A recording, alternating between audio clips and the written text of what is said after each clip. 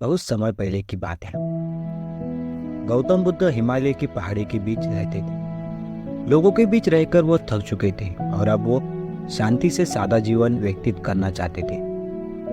लेकिन उनका ज्ञान इतना था कि लोग बड़ी पहाड़ियों को, नदी को, झरनों को पार कर कर उनसे मिलना चाहते थे। उनका मानना था कि गौतम बुद्ध उनकी हर समस्या का समाधान कर सकते हैं। तो इस बार भी कुछ लोग ढूंढते हुए उनकी कुटिया तक पहुंच गए। गौतम बुद्ध ने यह सब देखकर लोगों की भावनाओं को समझा और उन्होंने सबको इंतजार करने के लिए कहा। फिर दिन बीतते गए।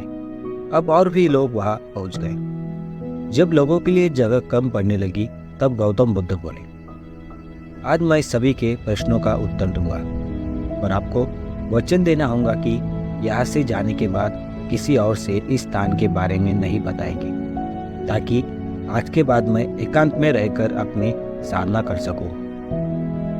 फिर गौतम बुद्ध ने कहा, चलिए अपनी समस्या बताइए। यह सुनते ही एक व्यक्ति ने अपनी परेशानी बताने शुरू कर दी।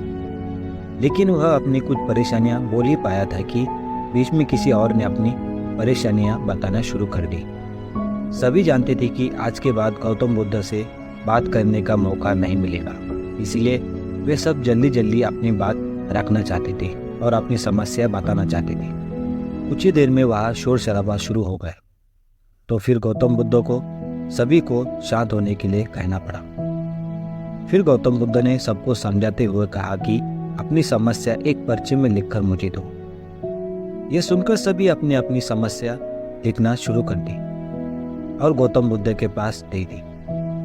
गौतम बुद्ध ने सारे पर्चे लिए और उन्हें एक टोकरी में डालकर मिला दिया और बोले, टोकरी को एक दूसरे के पास कीजिए। हर व्यक्ति एक पर्ची उठाएगा और उसे पढ़ेगा।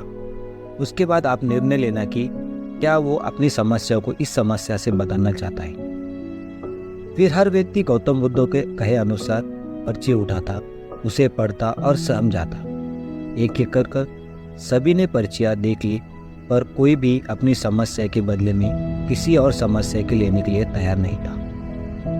सबका यही सोचना था कि उनकी समस्या चाहे कितनी भी बड़ी क्यों ना हो, बाकी लोगों की समस्या इतनी गंभीर नहीं और उनसे बड़ी भी नहीं। 2 घंटे बीत जाने के बाद सब अपनी अपनी पर्ची हाथ में लिए और चुपचाप वहाँ से लौटने लगते हैं। वे समझ गए कि गौतम बुद्ध उन्हें क्या समझाना चाहते हैं। वे खुश भी थे कि उनकी समस्या उतनी बड़ी नहीं जितना वो सोचकर गौतम बुद्ध के पास आए थे। दोस्तों, ऐसा कौन होगा जिसकी लाइफ में एक भी प्रॉब्लम ना हो। हम सभी के जीवन में समस्याएं हैं। कोई अपनी हेल्थ से परेशान है तो कोई अपनी लैक ऑफ वेल्थ से।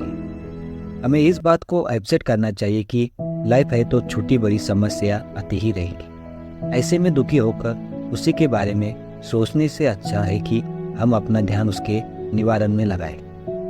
और अगर उसका कोई सॉल्यूशन ही न हो तो अन्य प्रोडक्टिव चीज़ों पर फोकस करें। हमें लगता है कि सबसे बड़ी समस्या हमारी ही है, पर यकीन जानिए इस दुनिया में लोगों के पास इतनी बड़ी बड़ी प्रॉब्लम्स है कि हमारी तो उनके सामने कुछ भी नहीं। इसलिए ईश्वर ने जो भी दिया है उसके लिए थैंकफुल रहिए और एक खुशहाल जीवन जीने का प्रयास करिए।